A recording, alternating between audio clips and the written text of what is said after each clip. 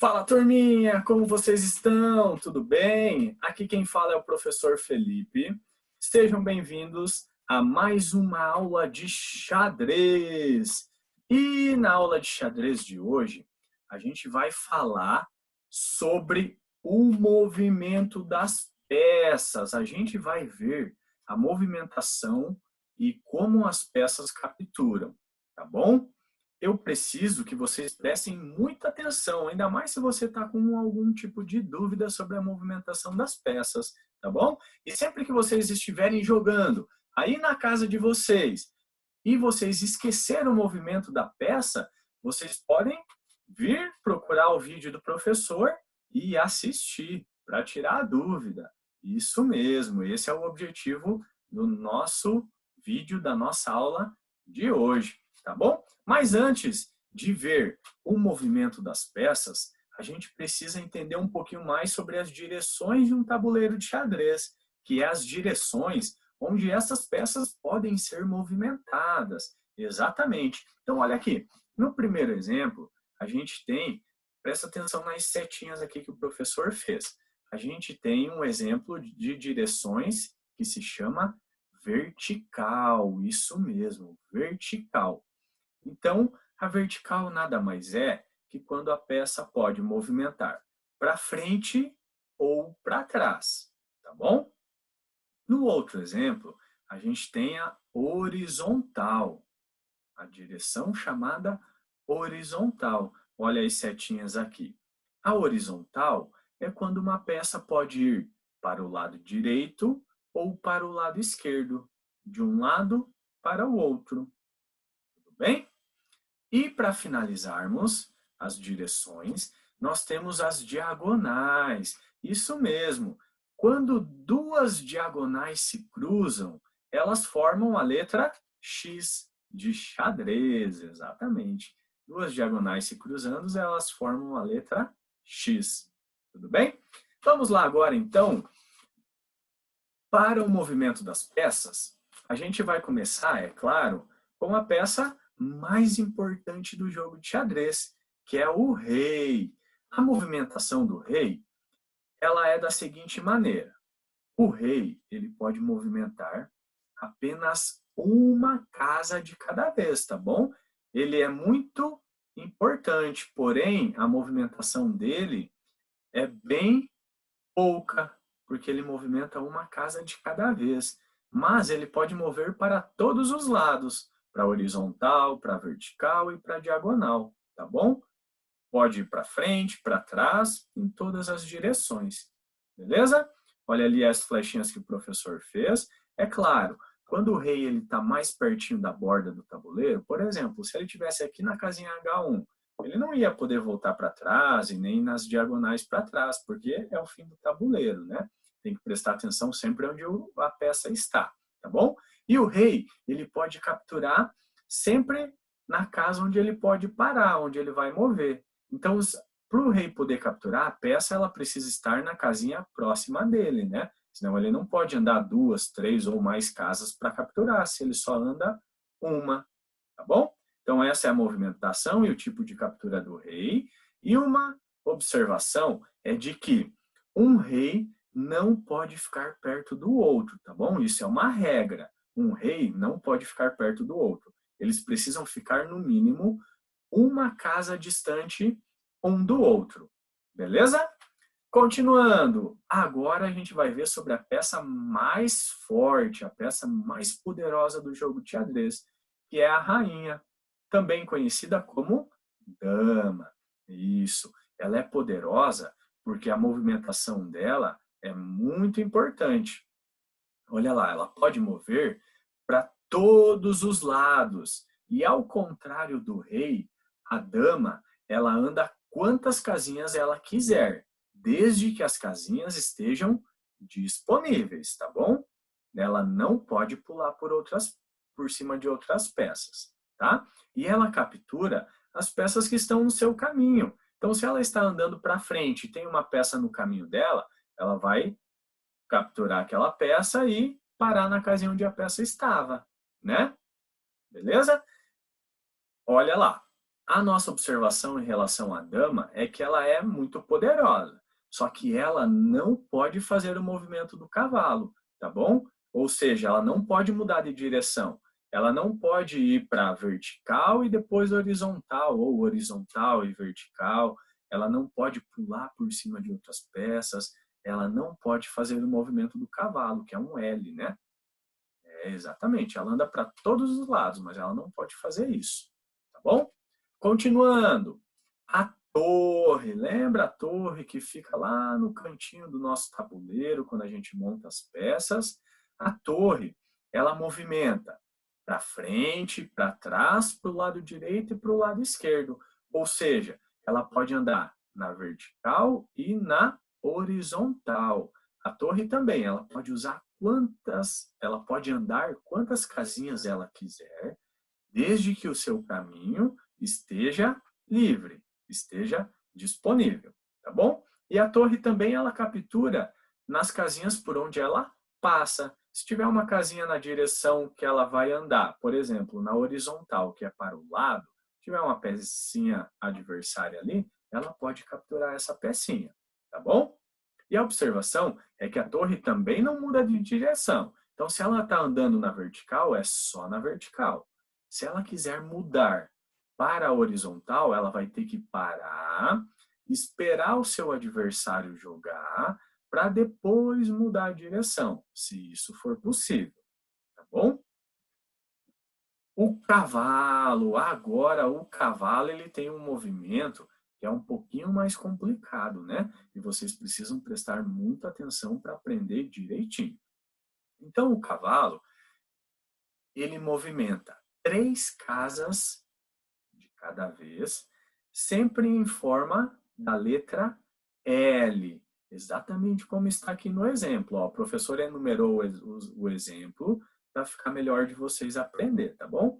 Então, ele movimenta 3 casas de cada vez, em forma da letra L. Ele pode fazer aqui 8 tipos de L, quando ele está mais no centro do tabuleiro, tá bom?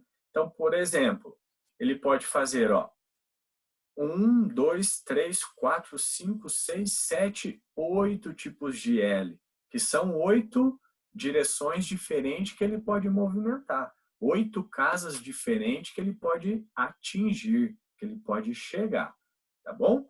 E como que o cavalo captura, turma? Ele captura na casa de número 3, que é a casa onde ele para, tá bom? Então, olha aqui, por exemplo, esse cavalo preto, ele vai sair daqui. Se tiver peças no caminho dele, ele vai pular por cima, independente se é peças amigas dele ou se é peças do adversário. Ele pode pular por cima. Então, ele vai pular por cima e aqui na casinha 3, que é onde ele vai parar, é onde ele vai capturar. Se tiver uma peça branca aqui, por exemplo, ele pode capturar, tá bom? Agora, se na casinha onde ele for parar tiver uma peça preta, ele pode parar, pode ter 2 peças na mesma casinha? Não. Daí ele precisa encontrar outro caminho, tá bom? Aí ele não pode parar, beleza? O cavalo é a única peça que pode pular por cima das outras. Ah, isso vocês lembram, né? Ele é o único que pode saltar por cima das outras peças, independente da cor dela. Independente se ela é a amiga dele, da mesma cor dele, ou se ela é a peça inimiga, a peça adversária, tá bom? Ele pode pular por cima de qualquer peça, desde que o movimento esteja correto, tá bom? Agora, vou dar uma dica para vocês. Lembra daquela regrinha de separar as sílabas para aprender quantas casinhas o cavalo anda? Então, chegou no dia de jogar, você esqueceu quantas casinhas o cavalo movimenta? Então, como que você faz? Ou você vai voltar e ver o vídeo que o professor está falando para vocês, ou, se você lembrar, você vai fazer o seguinte, vai separar as sílabas da palavra cavalo. Então, olha lá, vamos separar junto com o professor. Cavalo. Quantas sílabas? 3 sílabas. Então, ele anda 3 casinhas, tá bom? Isso é só uma dica para caso vocês esquecerem de quantas casinhas o cavalo movimenta. Beleza? Então vamos lá para a nossa próxima peça, o bispo. Olha lá, o bispo ele movimenta nas diagonais e ele pode mover quantas casas estiverem disponíveis, tá bom? Olha no exemplo que o professor montou. Lembra que o professor falou que duas diagonais, quando elas se cruzam, elas formam um X? Então olha lá, o bispo ele pode andar por todas as diagonais, tá bom? E olha lá, cruzou as diagonais, não formou um X? Isso, X de xadrez. Exatamente. Só que, lembrando, turma, no joguinho de xadrez, nós temos 2 bispos brancos e 2 bispos pretos, né? Cada um dos bispos brancos, por exemplo, vai em uma cor de casa. Então, esse está na casinha clara, na casinha branca, ele só pode andar nas casinhas brancas. O outro bispo ele vai estar nas casinhas escuras ou pretas, né? E ele só pode andar nas casinhas pretas, tá bom? A observaçãozinha do bispo é que ele também não pode mudar de direção na mesma jogada, tá bom? Se ele quiser mudar de direção, ele vai ter que andar para a diagonal, parar, esperar o seu adversário jogar, aí sim, na próxima vez, ele pode mudar de direção, desde que as casas estejam disponíveis. Tudo bem? Agora, vamos para a última peça, que é o peão. O peão, ele é a única peça que movimenta em uma direção e captura na outra. Então, vamos lá. O peão, quando ele está na primeira casinha que você monta eles, então, se for o peão branco, vocês vão montar todos eles na casinha de número 2.